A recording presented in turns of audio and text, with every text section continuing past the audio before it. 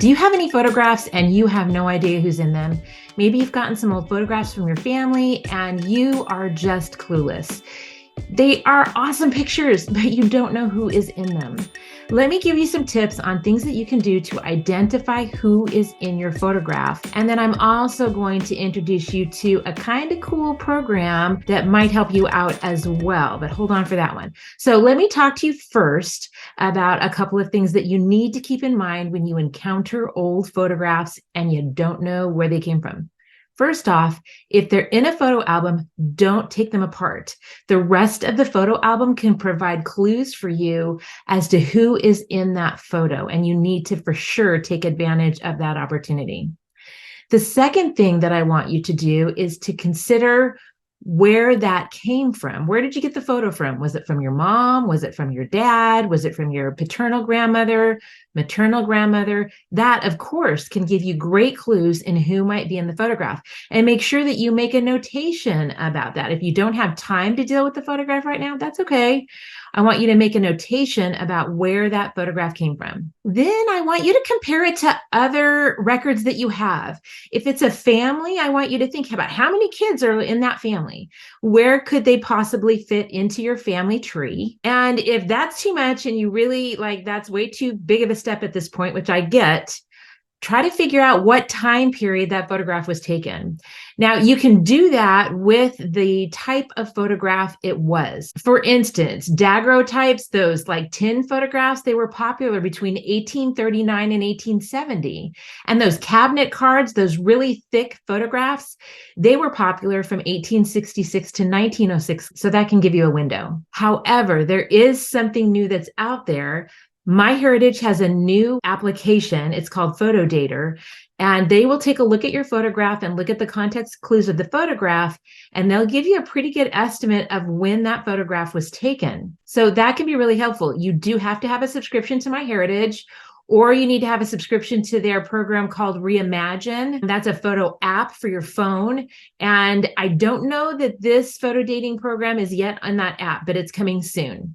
So that's an option for you. Make sure you look at the photograph and see if you can see who the photographer was on the photograph. Oftentimes their name is written somewhere on the photograph. And if it is on the back of the photograph, they had their studio stamped on the back. Look up the studio, Google information about that photographer. And of course, one thing that we can always do, right, is reach out to our family. Ask your family, ask them if they know about who might be in that photograph. Reach out to extended family. I've seen people put up photographs in Facebook pages that are oriented to a particular family. You can also reach out to people that have added to your family tree in Family Search, or that have a similar family tree in Ancestry. Even if you don't know these guys, you can reach out to them and say, hey, I've got this old photograph. Do you know who it is? And it could be such a win for them because you're giving them a photograph that they maybe didn't already know. And it may be the only photograph in existence for a great-great-grandparent. But if you're still striking out, I wanted to introduce you to a company that I came in contact with at the National Genealogical Society conference. It's called Related Faces. And they have an interesting AI proprietary software, because one of the things that you really need to consider is AI is changing this. I wanted to take a quick break here and let you know about one of the new benefits of being part of Aimee's crew. Aimee's crew is a membership level with YouTube for my channel. And once a month, I do a video where I have a handout. You get that for free, but you also have access to my live stream where I'm going to be working on my own tree, and you can watch me in action and ask me questions along the way. Come and join us. Check out the video description below to be part of that YouTube membership, or you can click this link right up here. I'm so happy to have Tina Freniere here from Related Faces. She's going to tell you all about her product and how it can help you. And like I said before, there's a 14-day free trial, so you can give it a shot and see what you think. So Tina, tell me all about, how did this start for you? Give me some info about you and why this started. So it was bittersweet. So I had relatives, mostly my grandparents, that passed away, right? And it kind of got started because we looked under my grandparents' bed and there were boxes of photos that nobody knew existed. Oh. I'm like 5 huge boxes. There were thousands of pictures. Tell me, what does Related Faces do for somebody that comes onto your website?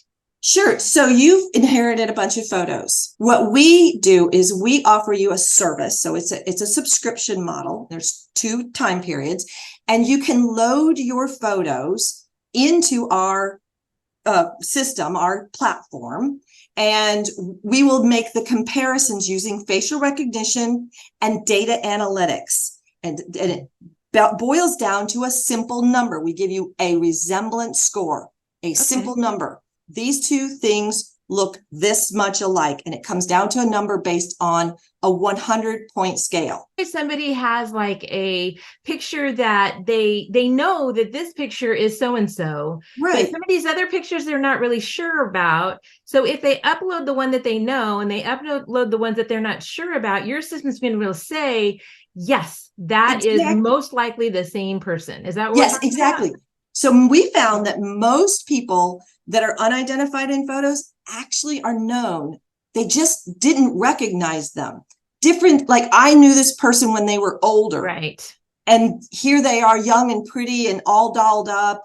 Yeah. So but then you also have other by people sharing. Then if I upload a photograph, then somebody else may have loaded a photograph on my family, or maybe you got it from the National Archives. And so you have them in your database as well, some photographs there as well. Yes. So you're also pulling information, not just from what I'm providing you, but what you've gathered elsewhere as well. This picture right in here is from the U.S. Library of Congress. And we have what's called an API with the Library of Congress. In other words, they allowed us to take the facial recognition, usable photos off of their site. They gave us permission, and they're in our database. But why is this important? It's important because if you're African American or Asian American, you may not have as many photos as someone who is Caucasian. And this is a great database of photos from all over the country, especially dating back to the Civil War. There's a whole Civil War collection. So your relative might be in one of these collections. So it's another avenue, a database for you. Okay, so this is Sylvester Stallone. I took this right off the internet, and it just shows people how facial mapping works. And you see all the concentration around his eyes right here. Yeah. How many points? People don't realize this, but your eyes change the least throughout your lifetime. How does it work? Okay, so you go to our website and you can sign up. We have 2 plans. One is 6-month and one is 12-month. And you get a discount if you go with the 12-month. Also, just a little hint, if anybody's watching this later on in 2023, go to Genealogy Bargains, and we're offering a coupon on the Genealogy Bargains site for 23% off additional. Okay. But you get your first 14 days free. So if you're somebody that says, well, I only have a handful of photos, right? That's fine. Come on there, use it for 14 days for free. So it looks like after you upload the photographs, then you can put them into different albums, correct? Yes, you can create albums, and you can color them like the branches of your family tree. First off, let me tell you that I am not getting any kind of commission or whatever from Related Faces. I actually haven't even had time to use their software yet. I've been so busy since I came back from the conference. But I wanted you to hear about it so that you could try it out. Tina also took the time to share with us some clues on how to distinguish between photographs and how to digitize photographs, whether you're using her website or not. So check this out. Don't look at the front of your photos. Look at the back of your photos and sort them by the paper type. And you can do this in a matter of minutes. Like literally, don't look at them. Flip them over and say, oh, this is cardboard. I'm going to put it over here. Or this cardboard doesn't have any embossing, and this one does. And that little fact right there is a 10-year difference in dating a photo, whether it's embossed or not embossed. The little fringy edged ones, like you can see it right here. That's the thinner in the photo. That's a whole nother time period type of paper. The postcard back ones right here. That's this one with my great grandparents in there.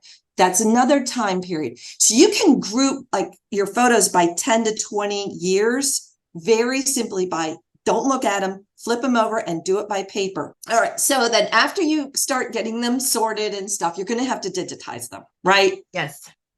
free way to digitize them. Because I looked into ways, and I looked at those big overhead scanners. Those are super cool, right? They are, but they're so expensive. Super expensive, right? And yeah, crazy expensive. There's a group of photos that are between like 1880 and 1920 they look almost like fax paper glued to cardboard. They're kind of shiny and they have a slightly greenish tint to them. Yeah, be careful if you have those. Don't expose them to strong light or you'll end up with faded photos. That's a good tip. I didn't know that. Thank you so much. Sure. And then the other thing people don't think about is they think of resolution and they think of dots per inch. Don't think of dots per inch anymore. It's old school. You want to think of it in pixels. And the photo that's below, my cousin did on her document scanner, and it literally has turned it into like a newspaper photo where it's literally a series of dots. Well, facial recognition is looking for corners of eyes and the shape of an eye and where a cheekbone tonal changes happen. How does it find that when it's looking at a bunch of dots? Because you got to remember, this is ones and zeros. So you want to digitize in pixels, and that's where your cell phone comes in, okay? 12.6 million pixels are in your phone. Yeah. Way better quality for facial recognition, and it's free, and you carry it around with you. I will also say one of the things you want to do is digitize it twice. You want to take a picture of the whole photo, so you've got that forever. But if you're going to do facial recognition, zoom in on the faces and try to get the faces as big as you can, because you really want the face more than 30 to 35 megapixels so that you can actually see where the whites of the eye are. So when you're doing your phone, you have that wonderful zoom feature that's right here. So that's how you're going to zoom in. You're going to let it do the focusing and the zooming for you.